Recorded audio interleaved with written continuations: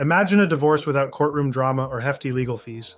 An amicable divorce means both spouses agree on all terms, from property division to child custody. It's all handled through paperwork, saving time and stress. In California, even amicable divorces require a 6-month waiting period.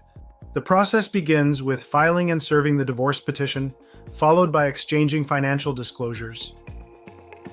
Next, a marital settlement agreement is created and signed, documenting all agreed terms. Finally, the judgment is submitted for court approval, often processed swiftly in Los Angeles County. Mistakes in paperwork can delay your divorce. Ensure all financial disclosures are complete to avoid stalls. Timely responses from both parties are crucial to keep the process moving smoothly. For instance, a couple faced delays due to formatting errors in their judgment. We corrected the issues, and their divorce was approved within weeks, highlighting the importance of accuracy.